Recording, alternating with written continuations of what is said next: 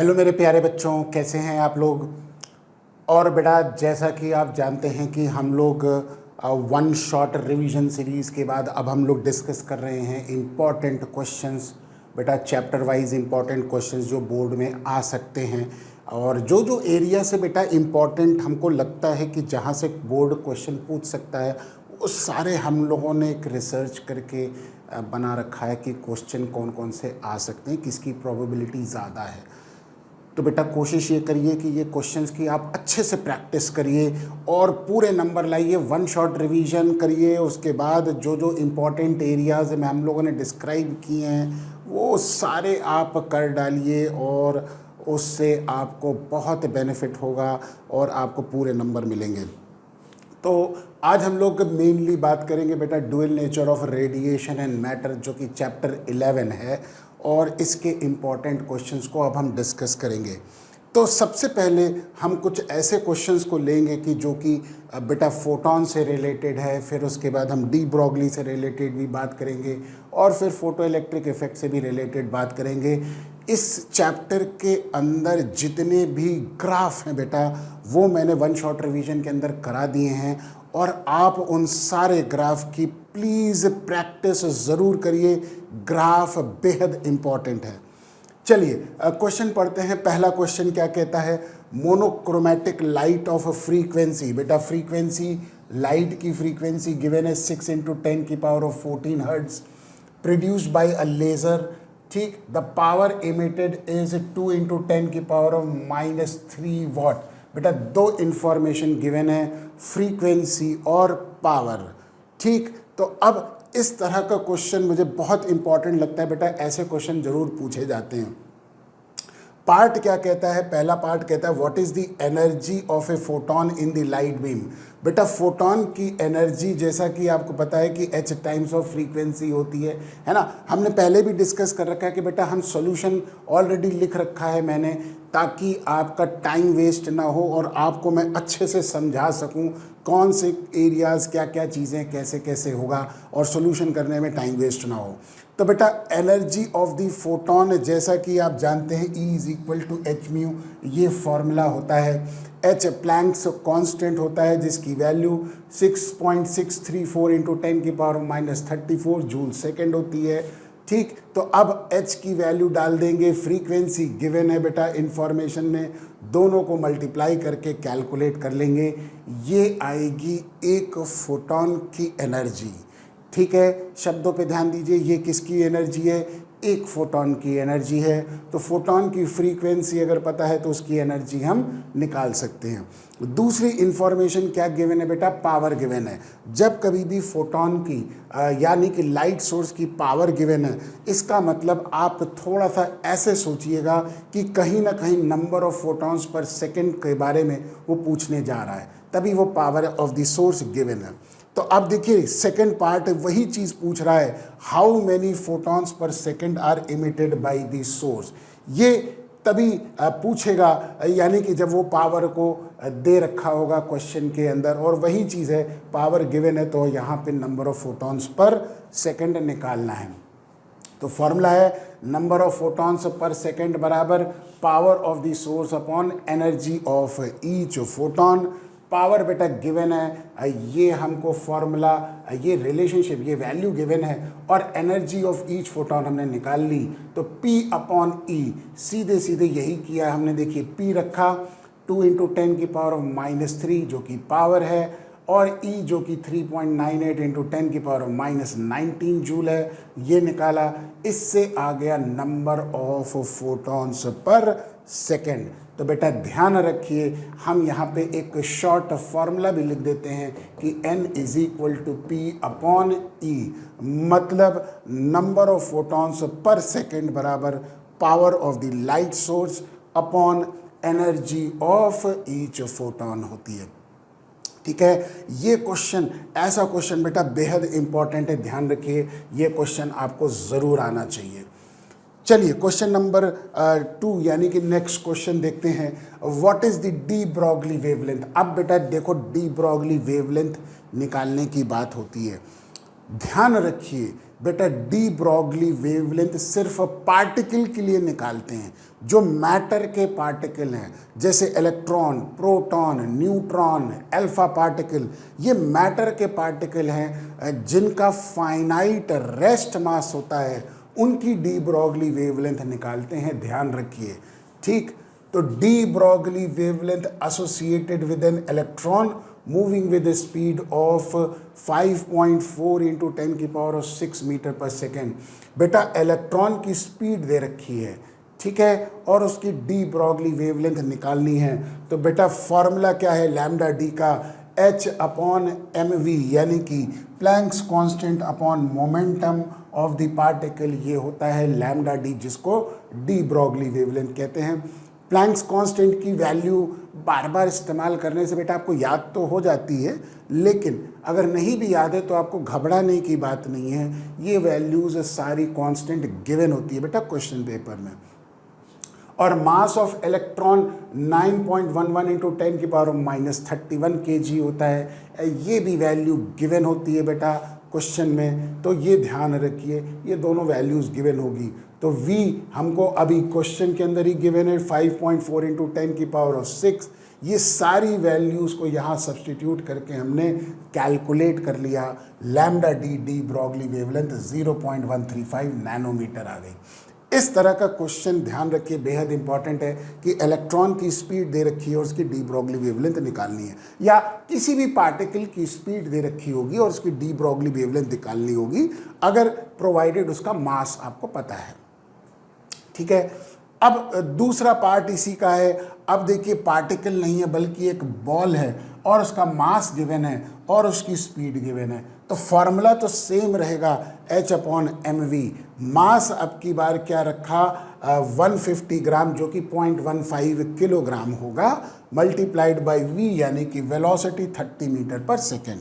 ये दिख रहा है ना, मास यहाँ पे है और ये वेलोसिटी गिवन है, तो ये हमने पुट कर दिया है h की वैल्यू जैसा कि आप जानते हैं। तो लैम्डा डी आ गई 1.47 इंटू 10 की पावर ऑफ माइनस 34 मीटर। ये इस तरह का फॉर्मूला डी ब्रॉगली वेवलेंथ निकालने का बेटा मोमेंटम से बेहद इंपॉर्टेंट क्वेश्चन है, ठीक है। तो ऐसे क्वेश्चन इंपॉर्टेंट है और नेचुरल सी बात है, हम जो सीरीज़ की बात कर रहे हैं बेटा वो इंपॉर्टेंट क्वेश्चन ही तो बात कर रहे हैं ना। तो हम बहुत ज़्यादा क्वेश्चंस करा नहीं रहे हैं, हम चुनिंदा वो क्वेश्चंस करा रहे हैं जिनसे मुझे लगता है कि यहाँ से क्वेश्चन बोर्ड ज़रूर पूछ सकता है। चलिए नेक्स्ट क्वेश्चन की बात करते हैं। A particle is moving 3 times as fast as an electron। देखिए क्वेश्चन को ध्यान से पढ़िए बेटा, कभी भी न्यूमेरिकल होता है कोई जल्दबाजी मत करिए, गिवन इन्फॉर्मेशन को नोट डाउन करिए, क्वेश्चन को ध्यान से पढ़िए, तभी आपको लगेगा कि फॉर्मूला कौन सा लगेगा, तभी आपको पता भी चलेगा ना कैसे करना है। तो particle is moving 3 times as fast as an electron, ठीक है। The ratio of de Broglie wavelength of particle to that of electron is 1.813 into 10 की पावर ऑफ माइनस 14, ठीक। Calculate the particles mass and identify the particle. अब देखो बेटा, particle के लिए मान लो हम बात करें तो पार्टिकल के लिए जो भी पार्टिकल गिवन है एक्सेप्ट इलेक्ट्रॉन, इलेक्ट्रॉन भी तो पार्टिकल है, लेकिन हम इलेक्ट्रॉन के अलावा जिस पार्टिकल की बात कर रहे हैं उसकी बात करें, तो उसकी डी ब्रॉगली वेवलेंथ हमने लैम्डा 2 ले ली, बराबर h upon mass into velocity m2v2। और अगर इलेक्ट्रॉन की बात करेंगे तो इलेक्ट्रॉन का लैम्डा 1 ले लिया, h अपॉन m1v1 कर लिया, है ना बेटा। तो ये मास और वेलोसिटी इलेक्ट्रॉन की हो गई और ये मास और वेलोसिटी किसकी हो गई, पार्टिकल की। अब क्वेश्चन के हिसाब से particle v2 is equal to 3 times of v1, particle is moving 3 times as fast as electron. तो पार्टिकल की वेलोसिटी 3 टाइम्स ऑफ इलेक्ट्रॉन हो गई, यही क्वेश्चन के अंदर गिवन है। तो ये जो इन्फॉर्मेशन है ये बेटा तो क्वेश्चन के अंदर गिवन है। ये देखिए यहाँ पे 3 टाइम्स कह रहा है ना, तो ये v2 बराबर 3 टाइम्स ऑफ v1 हो गया। और लैम्डा 2 और लैम्डा 1 का रेशियो है 1.813 इंटू 10 की पावर माइनस 4।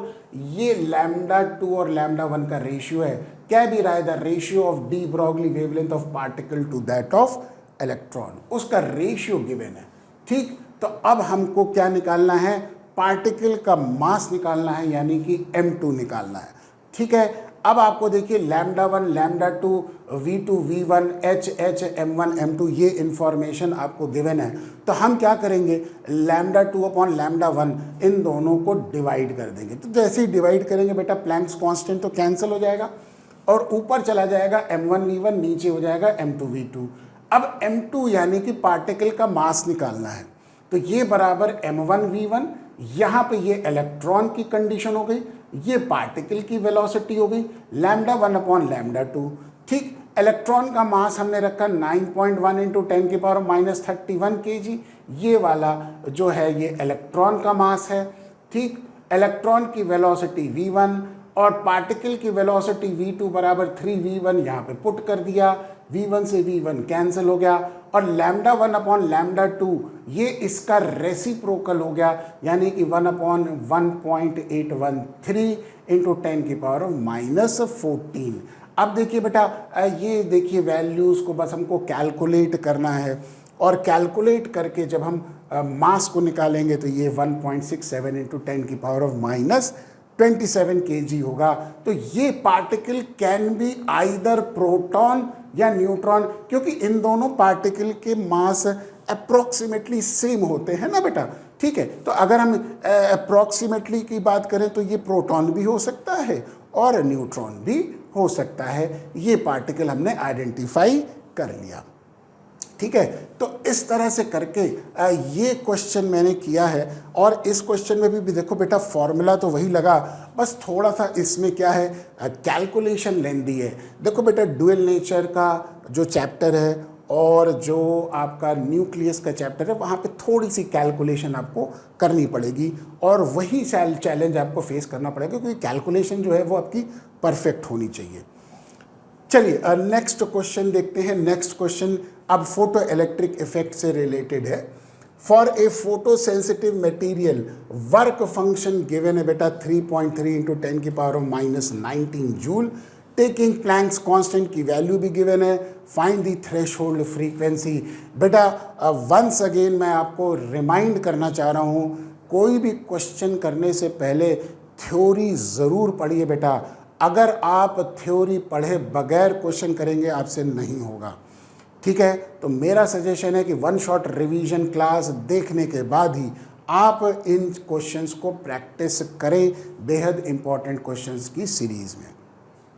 ठीक है, तो वर्क फंक्शन गिवन है बेटा, वैल्यू गिवन है 3.3 इंटू 10 की power minus 19 joule. Planck's constant given है, तो वर्क फंक्शन बराबर जिसको हम क्या कहते हैं बेटा ई नॉट, जो कि थ्रेशोल्ड एनर्जी होता है, जो कि h times of new not यानी कि थ्रेशोल्ड फ्रीक्वेंसी हो जाएगा। तो थ्रेशोल्ड फ्रीक्वेंसी निकालनी है, वो बराबर work function upon h। Work function given है, h भी गिवन है, दोनों को डिवाइड कर दिया, थ्रेशोल्ड फ्रीक्वेंसी आ गई 5 इंटू 10 की पावर ऑफ 14 हर्ट्ज। बहुत ही इजी क्वेश्चन है, थोड़ा सा कैलकुलेशन वाले पार्ट में आपको थोड़ा सा दिक्कत आ सकती है ना। चलिए नेक्स्ट क्वेश्चन देखेंगे। देखिए ये क्वेश्चन में मैंने पहले ही इम्पॉर्टेंट लिख रखा है और ये क्वेश्चन इस तरह का जैसे ही देख सकते हैं कि ऐसा क्वेश्चन आता है बोर्ड में। क्वेश्चन कहता है work function of caesium is 2.14 electron volt. बेटा work function of the metal given है, फाइंड द थ्रेशोल्ड फ्रीक्वेंसी। बिल्कुल सिंपल सी बात है, अभी पीछे हमने निकाला था थ्रेशोल्ड फ्रीक्वेंसी बराबर work function upon Planck's constant. Work function given है ना, और ये एक्चुअली में इलेक्ट्रॉन वोल्ट में गिवन है। तो बेटा इसको देखिए 1.6 इंटू 10 की पावर माइनस 19 से मल्टीप्लाई किया है ताकि ये हमारे पास एनर्जी जूल्स में आ जाए। ठीक है, तो वर्क फंक्शन इलेक्ट्रॉन वोल्ट को जूल्स में कन्वर्ट करने के लिए ये हमने किया और नीचे h हमने पुट कर दिया, तो वही हमारे पास थ्रेशोल्ड फ्रीक्वेंसी की वैल्यू कैलकुलेट होके आ गई। ठीक, पहला पार्ट तो मेरे ख्याल से कोई दिक्कत नहीं आई। अब दूसरा पार्ट कहता है wavelength of the incident light if stopping potential is 0.6 volt. अब देखो बेटा आइंस्टीन की फोटो इलेक्ट्रिक इफेक्ट अब इक्वेशन यहाँ पे इस्तेमाल होगी, जो कि कहता है कि फोटोन की एनर्जी वर्क फंक्शन और काइनेटिक एनर्जी में डिस्ट्रीब्यूट होती है, यानी कि जो एनर्जी, जो फोटोन हम गिराते हैं वो फोटोन अपनी एनर्जी वर्क फंक्शन के रूप में देता है, और प्लस इलेक्ट्रॉन उसकी एक हिस्से की एनर्जी को काइनेटिक एनर्जी के रूप में भी इस्तेमाल करता है। ठीक, तो kinetic energy maximum is also equal to e into v, जहाँ पे वी क्या होता है बेटा, स्टॉपिंग पोटेंशियल होता है। तो अब फोटोन की एनर्जी ई हमको पता करनी है, वर्क फंक्शन 2.14 गिवन है, और स्टॉपिंग पोटेंशियल 0.6 वोल्ट ये भी हमको गिवन है। तो बेटा इससे हमको फोटोन की एनर्जी आ गई इलेक्ट्रॉन वोल्ट में, और अगर फोटोन की एनर्जी इलेक्ट्रॉन वोल्ट में आ गई तो बेटा उसकी वेवलेंथ हम निकाल सकते हैं। कैसे? That is equal to hc upon E into small E. क्यों बेटा स्मॉल ई से क्यों डिवाइड किया? क्योंकि देखो यहाँ पे एनर्जी किस में है बेटा, इलेक्ट्रॉन वोल्ट में है, तो उसको जूल्स में कन्वर्ट करना है। ठीक है, तो hc अपॉन ई जब आप ये वैल्यू कैलकुलेट करेंगे तो बेटा देखिए, h Planck's constant, c speed of light, e electron का चार्ज, ये सारी वैल्यू बड़ी लेंदी है, कैलकुलेट करने में हर बार आपको दिक्कत आएगी। तो बेटा फॉर्मूला लिखने के टाइम पे वैल्यू लिख तो ऐसे दीजिए, लेकिन जब कैलकुलेट करिए तो शॉर्टकट फॉर्मूला लगाइएगा 12400 upon lambda. Wavelength directly angstrom में आ जाएगी अगर आपने एनर्जी को इलेक्ट्रॉन वोल्ट में पुट कर दिया है। ठीक, तो इससे कैलकुलेट करके वेवलेंथ एंगस्ट्रॉम में ये हमने निकाल ली। क्लियर? तो फॉर्मूला एक्चुअल में कैलकुलेशन के लिए आप इस्तेमाल करिएगा, लेकिन जब वैल्यू का सब्स्टिट्यूशन करिए तो बेटा पूरा ये वैल्यू सब्स्टिट्यूट करिएगा, नहीं तो हो सकता है कि अगर ये फॉर्मूला अगर आपने डाला तो बेटा ये नंबर काट सकता है। आपको ओरिजिनल फॉर्मूले के अंदर वैल्यू का सब्स्टिट्यूशन करना है। अगर आपको ये कैलकुलेशन सही लगती है तो आप कर लीजिए, नहीं तो शॉर्टकट रूप में कैलकुलेशन के लिए आप ये फॉर्मूला इस्तेमाल कर सकते हैं। ठीक है बेटा, ध्यान रखिए इन बातों का जो मैं आपको बता रहा हूँ, क्योंकि आप लोग कई बार क्या है कि ऐसी गलतियाँ कर जाते हैं, और उससे क्या है कि छोटा सा भी नंबर, अगर आधा नंबर भी कट जाता है, एक नंबर भी कट जाता है, तो बेटा बहुत दुख होता है। फिर वो तो 35 से फिर वो 34 ही आ जाएगा नंबर, है ना। तो ये चीज़ ना करें, एक एक चीज़, एक एक नंबर बड़ा सावधानी पूर्वक हम लोग इकट्ठा करते हैं, तो इसलिए ऐसी गलती ना हो कि एक नंबर भी कटे क्यों। क्वेश्चन कहता है द फॉलोइंग टेबल, मैंने पहले भी कहा था बेटा प्रीवियस आपके जो क्वेश्चन इंपॉर्टेंट क्वेश्चंस हैं उनमें मैंने आपको बताया था कि टेबल वाले क्वेश्चंस, ग्राफ वाले क्वेश्चंस आप ज़रूर करिए, वो बेटा बेहद इंपॉर्टेंट होते हैं बोर्ड के पॉइंट ऑफ व्यू से। तो टेबलर फॉर्म में ये हमको इन्फॉर्मेशन गिवन है, इससे हमको कुछ नई नई बातों को पता करना है, जो भी आंसर हमको निकालना है वो इसी से ही निकालना है। तो the following table gives the value of the work function for the few metals, यानी कि 3 मेटल गिवन है, सोडियम, पोटेशियम, मोलिब्डेनम, जिनके वर्क फंक्शन गिवन है। ठीक, in each of this metal is expose to 3000 angstrom wavelength. अब ये कह रहा है कि हर एक मेटल के ऊपर ये वेवलेंथ का फोटोन हमने क्या किया, गिराया। ठीक, तो which will not emit photo electrons and why. देखो बेटा कौन सा मेटल फोटो इलेक्ट्रॉन्स को इमिट नहीं करेगा, वो वाला नहीं करेगा जिसका वर्क फंक्शन ज़्यादा है और जिसके ऊपर फोटोन की गिरने वाली एनर्जी क्या हो गई, कम हो गई। तो पहले तो फोटोन की एनर्जी निकालेंगे hc अपॉन ई लैम्डा, है ना, वही फॉर्मूला निकल लगाएंगे 12400 अपॉन लैम्डा लगा के। ठीक है, तो फोटोन की एनर्जी आ गई 4.16 इलेक्ट्रॉन वोल्ट। अब आप देखिए ये वर्क फंक्शन इस एनर्जी से कम है, ये भी इससे कम है, लेकिन 4.17 इलेक्ट्रॉन वोल्ट वर्क फंक्शन जो मोलिब्डेनम का है वो फोटोन की एनर्जी से ज़्यादा है। इसका मतलब फोटोन की एनर्जी इसके लिए कम पड़ गई, तो यहाँ पे फोटो इलेक्ट्रिक इफेक्ट का इमिशन, फोटो इलेक्ट्रॉन्स का इमिशन नहीं होगा। तो molybdenum will not emit photo electrons because work function is more than energy of the incident photon.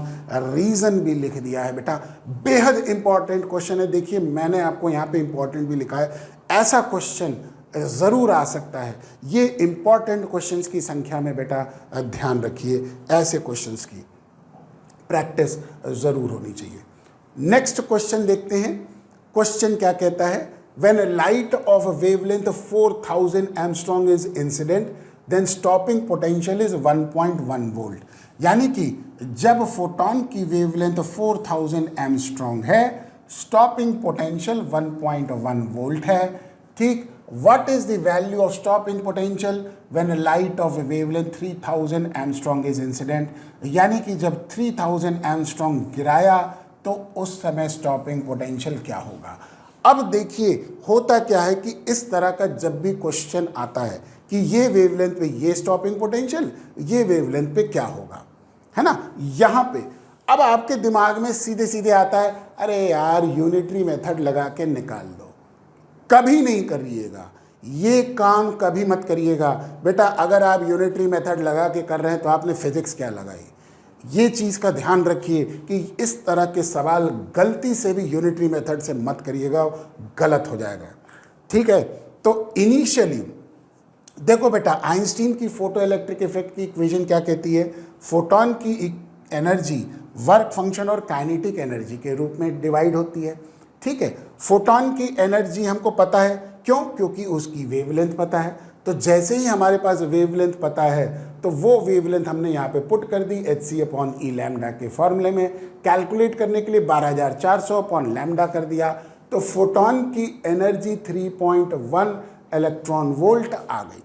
तो क्वेश्चन के हिसाब से जब फोटोन की वेवलेंथ ये होगी 4000 एंगस्ट्रॉम तो उसकी एनर्जी 3.1 इलेक्ट्रॉन वोल्ट हो गई।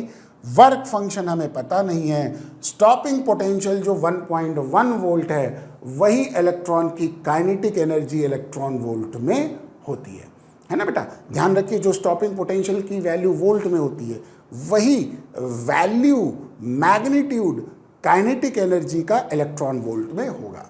तो इस फॉर्मूले में जब हमने पुट कर दिया ये E1 और K1 को, तो वर्क फंक्शन हमारे पास आ गया 2 इलेक्ट्रॉन वोल्ट आ गया। ठीक, ये तो हमने इस दोनों रिलेशनशिप से निकाल लिया, फोटोन की वेवलेंथ से फोटोन की एनर्जी निकाल ली और स्टॉपिंग पोटेंशियल से इलेक्ट्रॉन की काइनेटिक एनर्जी निकाल ली, उससे वर्क फंक्शन आ गया 2 इलेक्ट्रॉन वोल्ट। ठीक, अब नेक्स्ट पार्ट ये कह रहा है कि 3000 एंगस्ट्रॉम पे कितनी स्टॉपिंग पोटेंशियल होगा। तो अब बेटा हम 3000 एंगस्ट्रॉम के कॉरेस्पॉन्डिंग फोटोन की एनर्जी निकाल लेंगे जो कि 4.12 इलेक्ट्रॉन वोल्ट है। सिंपल 12400/लैम्डा करके एनर्जी निकाल लेंगे, डायरेक्ट कैलकुलेशन करने के लिए फॉर्मूले में वैल्यू का सब्स्टिट्यूशन करके दिखा देंगे इसे।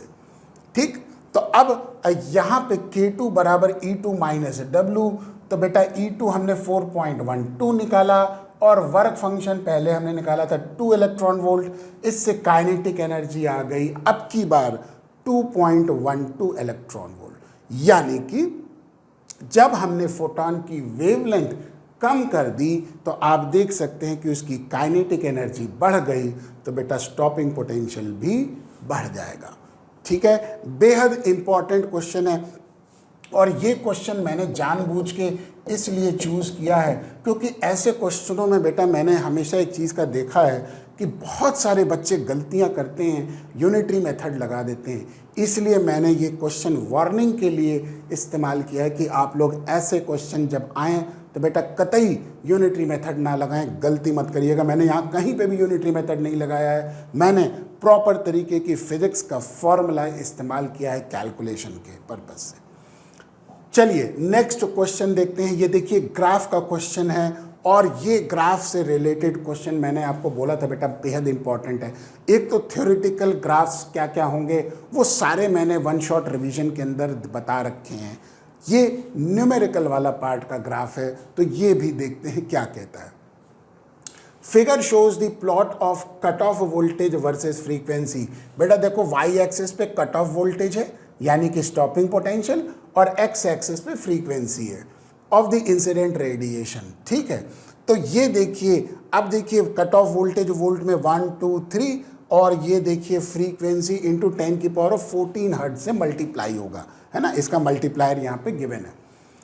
देखिए अब क्या पूछ रहा है क्वेश्चन ये पूछ रहा है कि कैलकुलेट, ये मैं अंडरलाइन कर देता हूँ ताकि नीचे वाला पार्ट सॉल्यूशन का नजर आए। थ्रेशोल्ड फ्रीक्वेंसी, ये ग्राफ से निकालना है थ्रेशोल्ड फ्रीक्वेंसी, और प्लैंक्स कांस्टेंट निकालना है। देखो बेटा, मैंने थ्योरी क्लासेस में भी बता रखा है कि जहां पे ये स्टॉपिंग पोटेंशियल और फ्रीक्वेंसी का ग्राफ होगा, ये ग्राफ एक स्ट्रेट लाइन ग्राफ होगा, पहली चीज। दूसरी चीज कि इस ग्राफ का जो स्लोप है वो हमको बताएगा h अपॉन ई, है ना, प्लैंक्स कांस्टेंट अपॉन ई। और इस ग्राफ को जहां पे x एक्सिस यानी कि फ्रीक्वेंसी वाली लाइन पे कट करेगा, ये दिख रहा है ना लाल वाला सर्कल, ये आपको थ्रेशोल्ड फ्रीक्वेंसी बताएगा। तो थ्रेशोल्ड फ्रीक्वेंसी कहाँ पे हो गई बेटा, 5 पे हो गई ना, तो 5 इंटू 10⁻14 मल्टीप्लायर हो गया, तो थ्रेशोल्ड फ्रीक्वेंसी इसीलिए 5 इंटू 10⁻14 हर्ट्ज आ गई। ठीक, तो ये ग्राफ जहाँ पे x एक्सिस को कट करेगा वो जगह हमको थ्रेशोल्ड फ्रीक्वेंसी बताएगा, और इस ग्राफ का जो स्लोप है वो हमको h अपॉन ई बताएगा। तो बेटा स्लोप निकालने के लिए delta y upon delta x, तो ये हमको गिवन ग्राफ में डेल्टा y, देखिए ये आपका 2.5 हो गया, है ना, ये आपका 2.5 हो जाएगा, 2.5 ये वाला पॉइंट, और ये हो गया 2, तो डेल्टा y की जगह 2.5 माइनस 2, और डेल्टा x ये हो गया, देखिए 10 माइनस 9, यानी कि ये डिस्टेंस डेल्टा x हो गया 10 माइनस 9, और ये स्लोप किसके बराबर हो गया बेटा, h अपॉन ई के। तो ये हमने कैलकुलेट कर लिया, 2.5 माइनस 2.5, 10 माइनस 9, 1 इंटू 10⁻14, क्योंकि मल्टीप्लायर 10⁻14 है। ठीक, तो h बराबर ये वैल्यू मल्टीप्लाइड बाई ई से मल्टीप्लाई कर देंगे, इससे प्लैंक्स कांस्टेंट की वैल्यू आ जाएगी। अब देखिए प्लैंक्स कांस्टेंट की वैल्यू यहाँ पे 8 इंटू 10⁻34 जूल सेकेंड आई। गलती से भी प्लैंक्स कांस्टेंट की वैल्यू को एक्चुअल वैल्यू मत डाल दीजिएगा, आपको वो वैल्यू डालनी है जो ग्राफ से कैलकुलेट होके आई है।